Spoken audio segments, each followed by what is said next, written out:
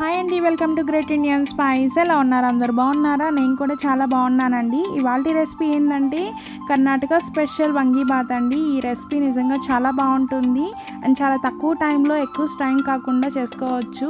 అలాగే దీన్ని గీతో చేస్తున్నాను, చాలా బాగుంటుంది ఈ రెసిపీ. మీరు కూడా తప్పకుండా ట్రై చేయాల్సిన రెసిపీ అండి. మరి ఈ రెసిపీ ఎలా చేయాలో చూద్దామా? మరి ముందుగా ఇక్కడ నేను 250 grams రైస్ తీసుకొని చక్కగా కడిగి ఒక 40 minutes వరకు సోక్ చేసుకొని పక్కన పెట్టుకుంటున్నాను. ఇక్కడ నేను మసాలాస్ ప్రిపేర్ చేయాలి కదా, దానికోసం 9 నుంచి 10 వరకు వెల్లుల్లిపాయ రబ్బలు, అలాగే పచ్చి కొబ్బరి, గుప్పెడంత పుదీనా, ఇంకా ఇక్కడ నేను అల్లం తీసుకుంటున్నాను. ఇక 9 నుంచి 10 వరకు పచ్చిమిర్చి, అలాగే 1/2 tablespoon వరకు గరం మసాలా వేసుకొని దాన్ని మిక్సీ పట్టుకొని ఫైన్ పేస్ట్ వచ్చేంత వరకు మిక్సీ పట్టుకోవాలి.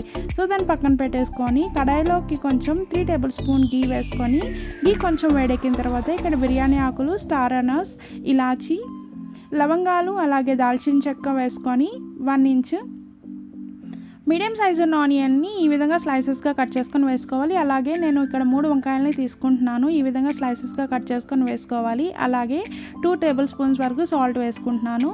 ముందుగా మనం ప్రిపేర్ చేసుకున్న మసాలా ఏదైతే ఉందో అది వేసేసుకొని చక్కగా మనం ముక్కలకి పట్టించేలా మిక్సప్ చేసేసుకోవాలి. అలాగే ఇక్కడ నేను 2 teaspoons వరకు పసుపు వేసుకుంటున్నానండి. పసుపు వేసిన తర్వాత చక్కగా ఒకసారి మిక్స్ చేసుకోండి. అలాగే ఇక్కడ నేను ఒక 4 టమాటోస్ తీసుకుంటున్నానండి, మీడియం సైజు ఉన్నవి. ఈ విధంగా క్యూబ్స్గా కట్ చేసుకొని వేసుకోవాలి.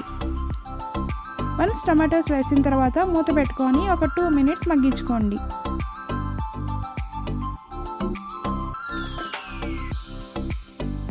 తర్వాత మనం ముందుగా నానబెట్టుకున్న రైస్ ఉంది కదా, సో ఆ రైస్ వేసేసి ఒకసారి చక్కగా మిక్స్ చేసేసుకోండి. ఇక్కడ నేను రైస్ 250 grams తీసుకున్నాను కదా, దానికి డబల్ వాటర్ వేసుకోవాలి.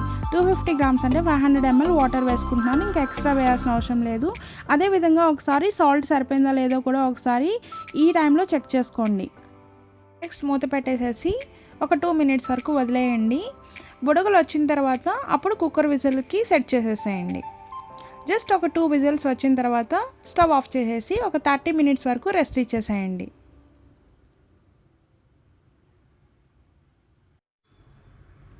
సో అంతే అండి, మన రెసిపీ అయితే ఫైనల్లీ రెడీ అయిపోయిందండి.